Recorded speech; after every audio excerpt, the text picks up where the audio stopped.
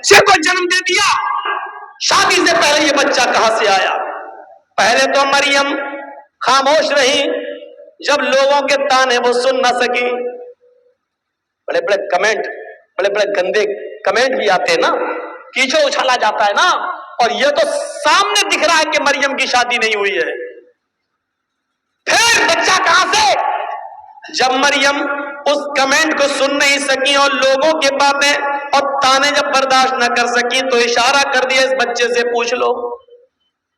مجھ سے کیا پوچھتے ہو، اس سے پوچھ لو کہ تیرا باپ کون ہے، وہ خود ہی بتا دے گا. جاؤ جاؤ. جب مریم نے اس بچے کی طرف اشارہ کیا، قرآن کیا کہتا ہے؟ جب لوگوں سے کہا اس بچے کی طرف جاؤ تو لوگوں نے کہا کیف نکلم من کان فی المہد صبیا. اے مریم، تو مجھے اس کے پاس بھیج رہی ہے جو پالنے میں جھول رہا ہے، جو گہوارے میں کھیل رہا ہے، جو ایک چھوٹا سا بچہ ہے، وہ کیا بولے گا؟ کیف نکلم، ہم کیسے اس سے بات چیت کریں جو گہوارے میں پڑا ہوا ہے، جو پالنے کے اندر پلا ہوا ہے، جو جھول رہا ہے، جو کھیل رہا ہے، حالانکہ وہ ابھی چھوٹا سا دودھ پیتا بچہ ہے. وہ ہم سے کیسے بات کرے گا؟ ہم اس سے کیسے گفتگو کریں؟ وہ ہمیں کیا جواب دے گا؟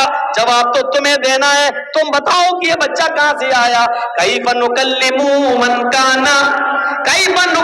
من کان فی المہد صبیا. اے مریم، اس بچے کے پاس کیا بھیجتی ہے؟ وہ تو پالنے میں جھول رہا ہے، وہ تو چھوٹا سا بچہ ہے، وہ ہماری بات کا کیا جواب دے گا؟ ابھی اتنا کہا ہی تھا قوم کے لوگوں نے، اتنے میں وہ بچہ یعنی عیسیٰ علیہ السلام اسی جھولے سے آواز دیتے ہیں، اسی پالنے سے، گہوارے سے بولتے ہیں انی عبد اللہ اتانی الکتاب وجعلنی نبیا وجعلنی مبارکا اینما کنت وَأَوْصَانِي بِالصَّلَاةِ وَالزَّكَاةِ مَا دُمْتُ حَيًّا.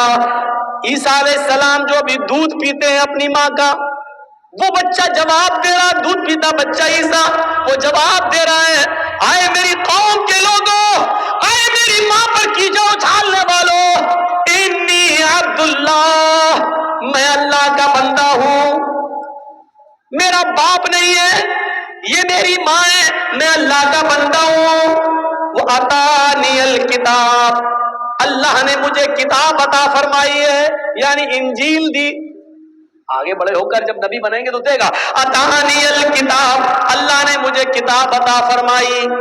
وجعلنی نبیا، اور اللہ نے مجھے نبی بنایا ہے. بچہ بول رہا ہے وجعلنی نبیا، اس نے مجھے نبی بنایا ہے.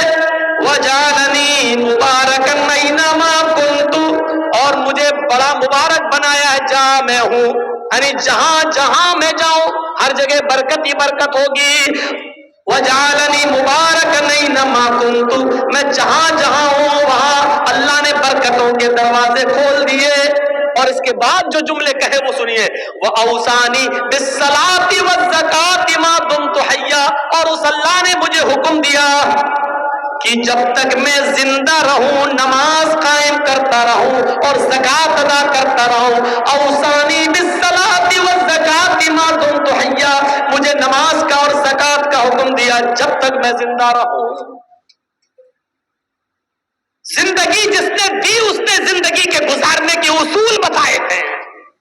یہ نماز زکریا بھی پڑھا کرتے تھے، یہ نماز مریم بھی پڑھا کرتی تھی، یہ نماز موسیٰ بھی پڑھا کرتے تھے، یہ نماز ابراہیم بھی پڑھا کرتے تھے، یہ نماز عیسیٰ علیہ السلام بھی پڑھا کرتے تھے.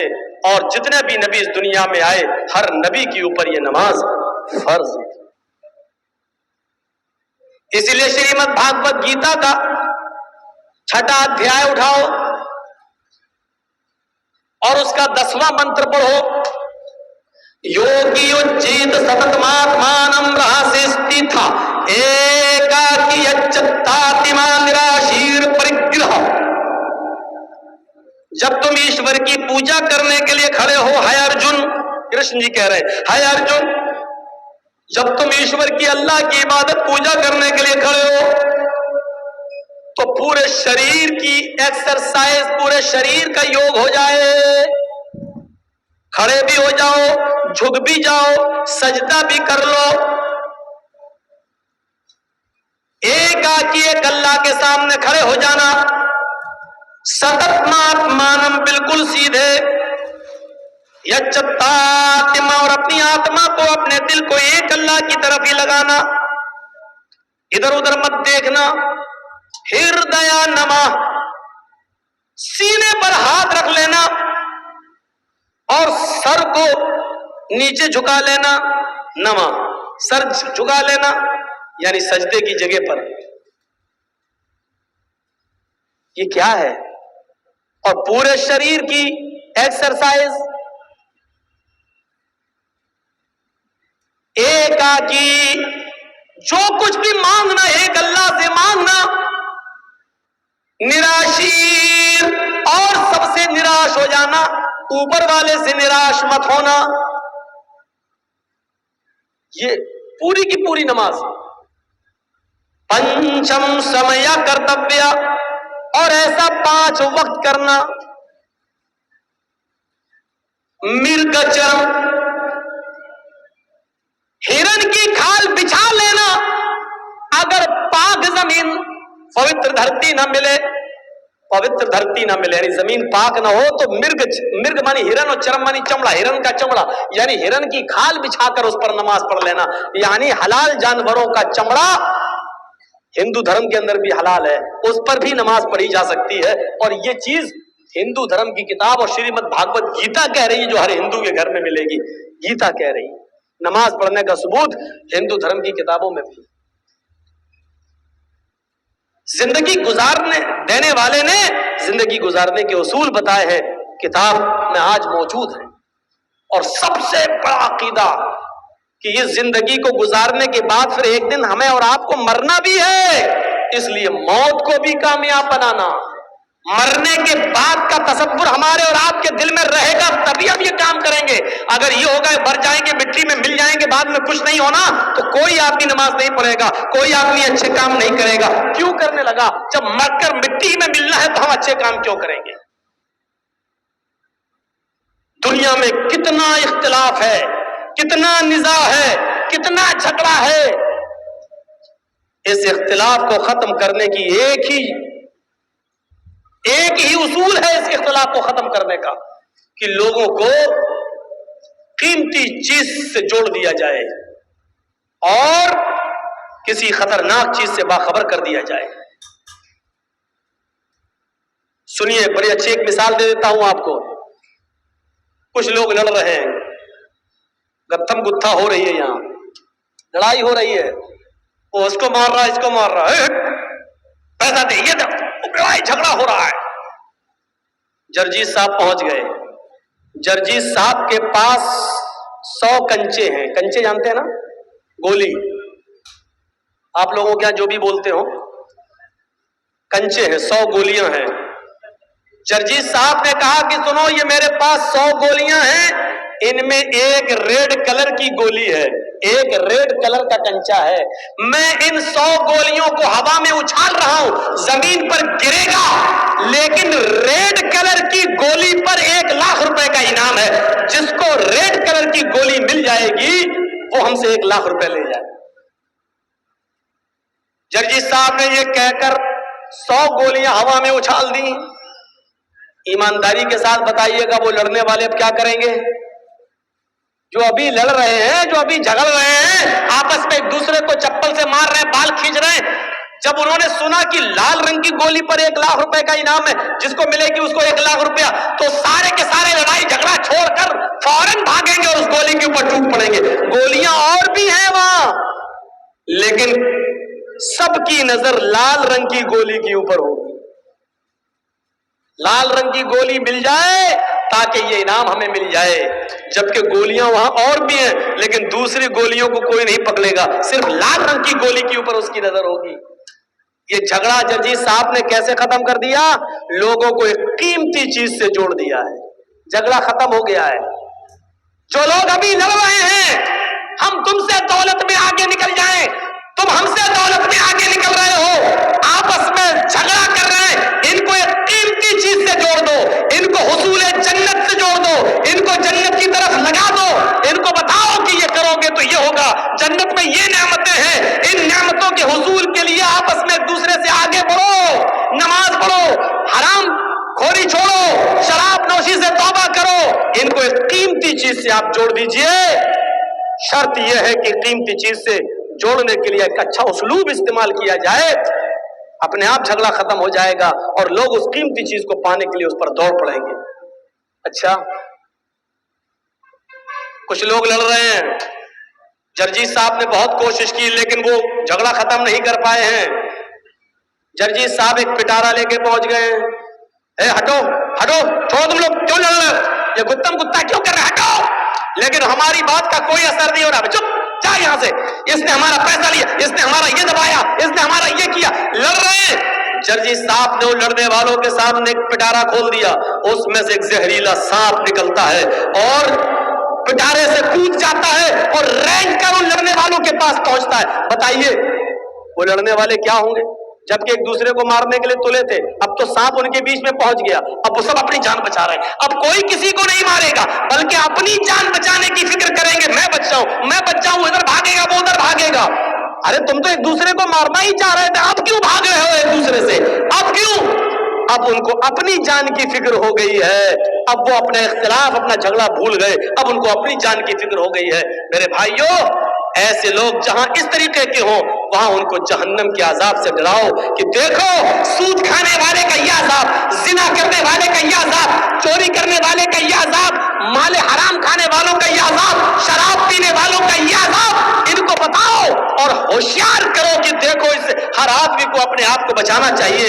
اسی کو قرآن کہتا ہے, یا ایھا الذین آمنوا قوا انفسکم واہلیکم نارا, ایمان والو تم اپنے آپ کو بھی جہنم سے بچاؤ اور اپنے بیوی بچوں کو بھی جہنم سے بچاؤ. اپنے آپ کو بھی جہنم سے بچاؤ اور اپنے بیوی بچوں کو بھی جہنم سے بچاؤ. اسی علاقے میں کہیں پروگرام تھا, پروگرام ختم ہونے کے بعد جرجیت صاحب اپنے روم میں جاتے ہیں. رات کے تقریباً 1:30-2 بجے فون آتا ہے میرے گھر سے. میرا 6 سال کا بچہ اس وقت پیٹ کے درد اور فیور میں بخار میں مبتلا. گھر سے فون آتا ہے, 2 بجے اس کی طبیعت بہت زیادہ خراب ہو رہی ہے. جرجیت صاحب کی رات کی نیند اڑ جاتی ہے. فون پہ رابطہ قائم کیا جاتا ہے لیکن ڈاکٹر جو آس پاس کے گھر کے اگل بگل کے تھے ان کے بھی موبائل بند ہیں. مجبوراً میں نے اپنی وائف سے کہا کہ تم اپنے بھائی کو فون کرو, جلدی بلاؤ اور اس کو سرکاری ہاسپٹل کی طرف لے کر جاؤ. ہماری بیوی اور سالہ لے کر اس بچے کو سرکاری ہاسپٹل کی طرف بھاگتے ہیں. انجیکشن دیا جاتا ہے. 2-3 گھنٹے کے بعد جب اطمینان مل گیا کہ بچے کا بخار اتر جاتا ہے اور اس کے پیٹ میں درد میں آرام ملتا ہے, ڈاکٹر نے کہا کل صبح چھٹی کر دیں گے, تب جا کر سکون ملتا ہے. میرے پیارے ساتھیوں, ہمارے چھوٹے سے 5-6-7 سال کے بچے کے پیٹ کے درد کی خبر سننے کے بعد ہم جیسے لوگوں کی نیندیں اڑ جاتی ہیں, آپ جیسے لوگوں کی نیندیں اڑ جاتی ہیں. تصور کرو کہ جہاں ایک چھوٹے سے بچے کا بخار, اس کا فیور, اس کا پیٹ کا درد آپ نہیں سن پاتے ہیں اور آپ کی نیند اڑ جاتی ہے. قیامت کے دن کا وہ منظر کیسا ہوگا کہ جس دن اپنے بیٹے کو اپنی آنکھوں کے سامنے دیکھا جائے گا لیکن ہم اس سے بھاگ رہے ہوں گے, اپنی بیوی کو اپنے سامنے دیکھیں گے لیکن بھاگ رہے ہوں گے. آج ان کے کوئی کام نہیں آ سکتے ہیں. اسی کو قرآن کہتا ہے, یوم یفر المرء من اخیہ وامہ وابیہ وصاحبتہ وبنیہ. قیامت کے دن انسان اپنے بھائی کو دیکھ کر بھاگے گا, وامہ وابیہ اپنی ماں کو دیکھ کر بھاگے گا, اپنے باپ کو دیکھ کر بھاگے گا, وصاحبتہ وبنیہ اپنی بیوی کو دیکھ کر بھاگے گا اور اپنی اولاد کو, اپنے بیٹوں کو دیکھ کر بھاگے گا. یہ بتاؤ اپنے آپ اختلاف ختم ہو جائے اور لوگ جہنم سے ڈرنے کی فکر کرنے لگے. تصور کریں, یود المجرم لو یفتدی من عذاب یومئذ ببنیہ وصاحبتہ واخیہ وفصیلتہ التی تؤویہ ثم ینجیہ. قرآن کی اس آیت نے جھنجھوڑ کر رکھ دیا ہے. اس دن کیسا ہوگا کہ جب انسان جہنم کا عذاب اپنی آنکھوں سے دیکھے گا, جو اپنے بیٹے کے فیور اور پیٹ کے درد کی خبر سننا بھی گوارا نہیں کرتا دنیا میں, قیامت کے دن وہ چیخ چیخ کر کہے گا, مجرم لو یود المجرم لو یفتدی من عذاب یومئذ ببنی، چیخ چیخ کر کہے گا اللہ میں اپنے بیٹے کو دے رہا ہوں، یہ میرا بیٹا ہے، تو اس کو جہنم میں ڈال دے۔ منظر دیکھیے آپ، کتنا خطرناک عذاب، اس بچے کو، اس بیٹے کو جہنم میں ڈال دے۔ وصاحبتی، اپنی بیوی کو لے کر آئے گا، اللہ میں بیوی کو فدیے میں دے رہا ہوں، اس کو جہنم میں ڈال دے۔ وہ اخیہ، اپنے بھائی کو لے کر آئے گا، اے اللہ دنیا میں میرا اور اس کا خون کا رشتہ ایک، میری ماں ایک، میرا باپ ایک، یہ میرا بھائی، لیکن آج تو اس کو لے لے۔ وَفَصِيلَتِهِ الَّتِي تُؤْوِيهِ، پورا خاندان ایک طرف، اے اللہ یہ میرا چچا ہے، یہ میرا بابا، یہ کاکا ہے، یہ نانا ہے، یہ دادا ہے، یہ میرا قبیلہ، یہ میرا کنبہ ہے، تو سب لے لے، ان کو جہنم میں ڈال دے۔ ثم ینجی، لیکن اسے بچا لے، مجھے تو جنت میں ڈال دے، ان سب کو جہنم میں پھینک دے۔ کیسے انسان گوارا کرے گا اپنی اولاد کو اپنے ہاتھ سے اللہ کو دے گا، لے اللہ اس کو جہنم میں ڈال دے لیکن مجھے نہیں، اللہ میری بیوی کو جہنم میں پھینک دے لیکن مجھے نہیں، اللہ میرے بھائی کو جہنم میں ڈال دے لیکن مجھے نہیں، اللہ میرے خاندان کو جہنم میں ڈال دے لیکن مجھے نجات دے دے، میں نہیں جانا چاہتا۔ تصور کیجیے آپ، یہاں بیٹا جل رہا ہے، آگ لگ جائے گھر میں، بیٹا جل رہا ہے، باپ کسی بھی قیمت پر دروازہ توڑے گا اور بچے کو بچانے کی فکر کرے گا کہ اسی طرح بچا لے، اگر ہم جلتے جل جائیں لیکن میرا بیٹا بچ جائے۔ دنیا کی آگ میں اپنے آپ کو چھلانگ لگا لیتے ہو اپنے بچے کو بچانے کے لیے، لیکن قیامت کے دن جہنم کی آگ اتنی تیز ہوگی، ایک بار دیکھو گے تو اپنے بیٹے کو ڈالنا گوارا کر لو گے، اپنے آپ کو نہیں، اپنی بیوی کو، اپنے بھائی کو ڈالنا گوارا کر لو گے لیکن اپنے آپ کو نہیں۔ یہ صورتحال ہوگی اور یہ تصور ہر مذہب کے اندر ہے۔ زندگی دینے والے نے ہمیں بتایا ہے کہ یہ زندگی میرے بتائے ہوئے طریقے پر چلو، کیونکہ یہ زندگی یہاں ختم ہونے کے بعد بھی ختم نہیں ہوگی، اخروی زندگی ہم تمہیں پھر دیں گے اور پھر تمہیں جہنم کے اندر یا جنت کے اندر ڈالا جائے گا، پھینکا جائے گا۔ ہمیں اس چیز کا احساس ہونا چاہیے، ایک ڈر ہمارے اندر ہونا چاہیے۔ آپ کو ایک واقعے کی طرف لے کر چلتا ہوں۔ سن 1969 کے اندر، سن 1979 کے اندر، سن 1979 کے اندر، 1979 کے اندر امریکہ نے سب سے پہلا اسکائی لیب آسمان کی طرف چھوڑا۔ سنیے، امریکہ نے سب سے پہلا اسکائی لیب آسمان کی طرف چھوڑا۔ جب وہ آسمان کی بلندیوں پر چلا گیا، اس کا وزن تقریباً 80 ٹن تھا، 80 ٹن۔ وہ آسمان کی بلندیوں پر چلا گیا، جس دنیاوی سسٹم سے وہ چل رہا تھا اس کا کانٹیکٹ، اس کا کریکشن دنیاوی سسٹم سے منقطع ہو گیا، کٹ گیا۔ اسکائی لیب نے اپنا تعلق دنیا کے سسٹم سے ختم کر لیا، یعنی اب دنیا میں کوئی سسٹم ایسا نہیں جو اسکائی لیب پر کنٹرول کر سکے۔ 80 ٹن کا وہ اسکائی لیب کنٹرول سے باہر ہو جاتا ہے۔ امریکہ نے اعلان کر دیا پوری دنیا کے اندر، لوگوں اسکائی لیب سے کنٹرول ختم ہو گیا ہے، اب یہ زمین کی طرف آ رہا ہے اور یہ دنیا کے کسی بھی ملک میں، دنیا کے کسی بھی دیش میں کسی بھی وقت گر سکتا ہے، لہذا اپنے آپ کو خود بچاؤ اور اپنے آپ کی حفاظت کرو۔ غور کیجئے، اسکائی لیب 80 ٹن کا اس دنیا کی طرف تیزی کے ساتھ گر رہا ہے، تیزی کے ساتھ آ رہا ہے اور پوری دنیا کے اندر مشہور ہو گیا کہ اسکائی لیب نے اپنا تعلق، اپنا کنٹرول ختم کر دیا۔ لوگ بھاگنے لگے، ایسا لگ رہا تھا کہ ہر انسان یہ سوچ رہا ہے وہ اسی کے اوپر نہ گر جائے۔ پوری دنیا میں کھلبلی مچ گئی اور مسجدوں میں، کنیساؤں میں، گرجا گھروں میں دعائیں ہونے لگی کہ اے اللہ، جو جس کو ماننے والا ہے، اے اللہ اس کو ہمارے سروں پر نہ گرنے دے، ہمارے سروں سے بچا لے۔ میں وہ کہاں گرا، کس خطے میں گرا مجھے نہیں معلوم، لیکن اتنا ضرور میں بتا دوں کہ جب 80 ٹن کا اسکائی لیب کنٹرول چھوڑ دیتا ہے تو اس کا ڈر پوری دنیا کے ہر انسان کے اندر محسوس ہوتا ہے، اور انسان یہ سوچنے لگتا ہے کہ کہیں یہ میرے سر پر ہی نہ گر جائے، میرے اوپر ہی نہ گر جائے۔ ایک چھوٹے سے اسکائی لیب جس کا وزن 80 ٹن ہے، آپ اس سے اتنا ڈر رہے ہیں کہ میرے اوپر نہ گر جائے۔ یہ دنیا نے دیکھا، اپنی آنکھوں سے دیکھا۔ جہنم کا تو ایک سانپ اتنا خطرناک ہے کہ اگر اللہ تعالیٰ اس کو دنیا میں چھوڑ دے تو وہ ایک پھنکار مار دے ایسے، جہنم کا ایک سانپ اگر دنیا میں بھیج دیا جائے اور ایک بار وہ ایسے کر دے بس، تو اس کے منہ سے نکلنے والی ایک پھنکار کی وجہ سے، ایک پھنکار سے پوری دنیا میں جتنی بھی کچی زمین ہے، کھیتی ہے اور جہاں اناج پیدا ہوتا ہے، اس کے ایک پھنکار سے پھر پوری دنیا کے اندر کبھی غلہ پیدا نہ ہو، کبھی اناج پیدا نہ ہو، اس کی ایک پھنکار سے ساری کی ساری زمین جل کر راکھ ہو جائے اور پھر اناج پیدا کرنے کے لائق نہ رہے۔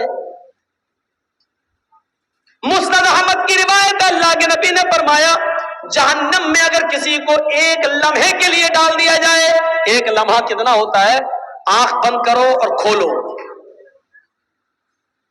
اس کا 10واں حصہ، اب کتنا کم ہوگا آپ اندازہ لگا لیجئے۔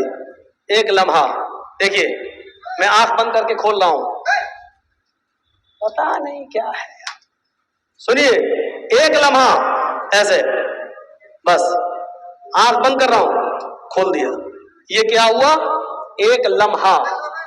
اس کا بھی 10واں حصہ آپ کریے تو کتنی دیر ہوگی، اتنی دیر کے لیے آنکھ بند کی اور کھول دی، یہ تو بہت زیادہ ہو گیا۔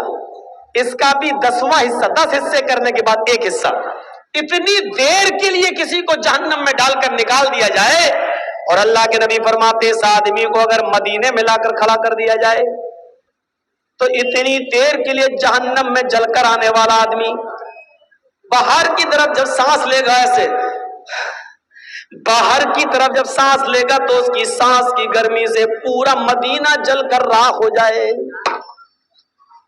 اس سے آج کون ڈر رہا ہے؟ ایک اسکائی لیب کی فکر تو اتنی زیادہ ہے۔ ہم دوڑ رہے ہیں بس دنیا کی طرف، ملے یہ دنیا، دوڑ رہے ہیں ہم، پیسہ پیسہ ہائے پیسہ، جس طریقے سے بھی آئے پیسہ۔ اس دنیا نے ہمیں میرے بھائیوں کتا جیسا انسان کتا بنا دیا ہے۔ ایک بیل پڑا ہوا ہے مرا ہوا، گاؤں میں آپ کے ایک بیل مر گیا، مرے ہوئے بیل کا گوشت کھانے کے لیے کتا آ گیا، کتا اس بیل کو نوچ رہا ہے، کھا رہا ہے، اس مرے ہوئے بیل کی بدبو دوسرا کتا سونگتا ہے، وہ بھی آ جاتا ہے۔ مرے ہوئے بیل کو کھانے کے لیے جب یہ کتا آتا ہے تو پہلا کتا بھونک بھونک کر، آنکھیں دکھا دکھا کر دوسرے کتے کو بھگا رہا ہے، یہاں تک کہ اس کو بھگا دیتا ہے۔ یہ کتا کتنا گوشت کھا لے گا؟ 2 کلو، 3 کلو، 4 کلو، زیادہ سے زیادہ 5 کلو، لیکن یہاں تو 3 کنٹل ہے۔ لیکن کتے کی صفت یہ ہے کہ برباد ہوتا ہو جائے لیکن ہم دوسرے کو نہیں کھانے دیں گے۔ آج یہی صفت ہمارے اور آپ کے اندر آ گئی ہے۔ لاٹری میں 3-5 لاکھ جیت گئے، اب دوسرے کو نہیں کھانے دیں گے، ہم ہی کھائیں گے۔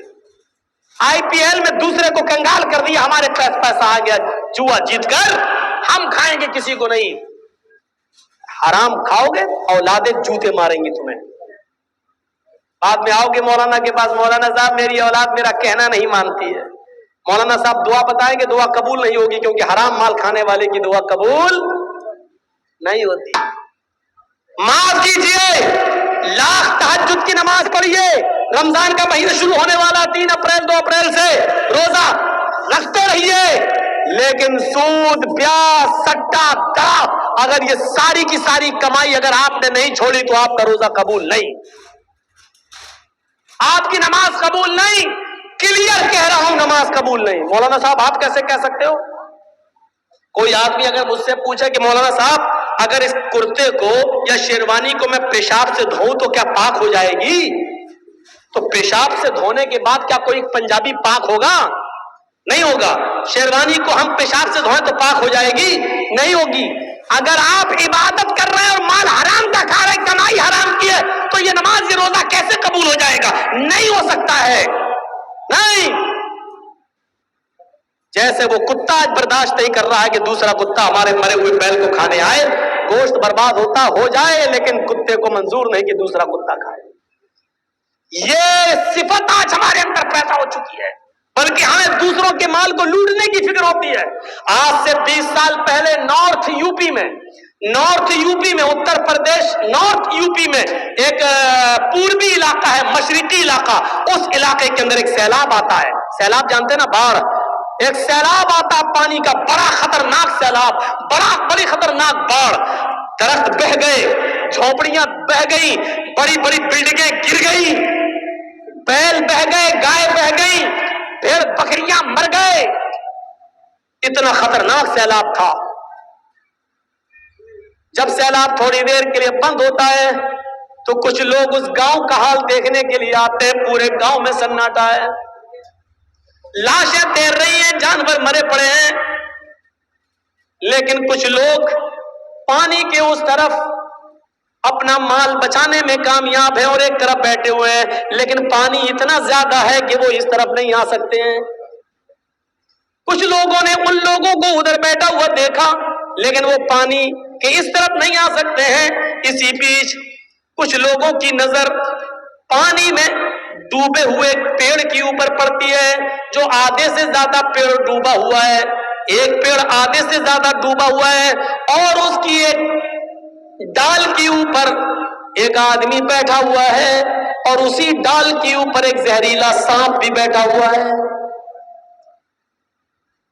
آؤ میں آپ کو بتاؤں، ایک ہی ڈال ہے اور اس ڈال کے اوپر آدمی بیٹھا ہے، اور اسی ڈال کے اوپر سانپ بھی بیٹھا ہوا ہے۔ انسان سانپ کا دشمن اور سانپ انسان کا دشمن۔ ابھی یہاں سانپ نکل آیا، فوراً مار دیں گے، لیکن سیلاب کا خوف اتنا زیادہ ہے کہ نہ آدمی سانپ کو مار رہا ہے اور نہ سانپ آدمی کو ڈس رہا ہے۔ سانپ نے بھی اپنی آنکھوں سے دیکھا ہے سیلاب کا منظر، وہ بھی جانتا ہے کہ اگر تھوڑی سی بھی ڈال ہل گئی تو میں گر جاؤں گا اور نیچے پانی ہے، بہہ جاؤں گا، مر جاؤں گا۔ سانپ انسان کو نہیں کاٹ رہا ہے اور انسان سانپ کو نہیں کاٹ مار رہا ہے۔ اگر تھوڑی بھی ڈالی ہل گئی، اگر ہم نیچے گرے تو ہم بھی نہیں بچیں گے۔ جہاں سیلاب کا دردناک اور خوفناک منظر اتنا خطرناک کہ انسان سانپ کو نہیں مار رہا ہے اور سانپ بھی انسان کو نہیں ڈس رہا ہے، لیکن یہاں کچھ ایسے کمینے انسان موجود ہیں جو اس طرف کشتی لے کر جاتے ہیں اور لوگوں سے کہتے ہیں کہ اپنا مال ہمارے حوالے کر دو، ہم اس کی حفاظت کرتے ہیں اور تمہارے مال کی رکشا کریں گے۔ جب پانی تھوڑا کم ہو جائے اور جب تم لوگ باہر نکلو اور ہمارے پاس آنا، ہم تمہارے مال، تمہارا سونا چاندی، تمہاری یہ چیزیں ہم تمہیں واپس کر دیں گے۔ ایسے ماحول پر، ایسے موقع پر ان لوگوں نے ان کے اوپر بھروسہ کر کے اپنا مال ان کو دے دیا کہ لو یہ میری گرہستی کا مال ہے، یہ ہمارے کچھ کپڑے ہیں، یہ ہمارے بچوں کے کچھ کھلونے بچے ہیں، یہ ہماری بیوی کا تھوڑا سا زیور بچا ہے، اس کو حفاظت سے رکھنا۔ جب پانی کچھ کم ہوگا اور ہم باہر نکلیں گے تو ہمارے حوالے کر دینا، ہماری بستی تو ڈوب گئی، ہم جہاں اللہ جگہ دے گا ہم وہاں چلے جائیں گے۔ اور یہ لوگ مال لے کر جب واپس آئے تو سب رفو چکر ہو گئے، بھاگ گئے۔ میرے بھائیو، آج انسان کا حال یہ ہو چکا ہے کہ ایسے موقع پر بھی ان لوگوں نے دوسروں کی مجبوری کا بھی فائدہ نہیں، مجبوری بھی نہیں دیکھی اور ان کا بھی مال لوٹ کے بھاگ گئے، فرار ہو گئے۔ جہاں انسان سانپ کو نہیں مار رہا ہے اور سانپ بھی انسان کو نہیں مار رہا ہے، ایک سانپ بھی انسان کو ڈس نہیں رہا ہے، ایسے موقع پر سب سے بڑا یہ سانپ انسان بن گیا جس نے اپنے بھائیوں کو ڈس لیا ہے، ان کا مال اور ان کا سامان لے کر فرار ہو گیا ہے اور بھاگ گیا ہے اور ان لوگوں کو سپرد کر گیا ہے کہ تم جانو، تمہارا کام جانے۔ میرے بھائیوں، جب دنیا پرستی ایسی ہو جائے، مال و دولت کی لالچ جب اس حد تک بڑھ جائے تو یقین مانیے پھر اللہ کی عبادت ہونا مشکل ہے، اور یقین مانیے پھر زندگی کو آپ صحیح اصولوں پر نہیں گزار سکتے ہیں۔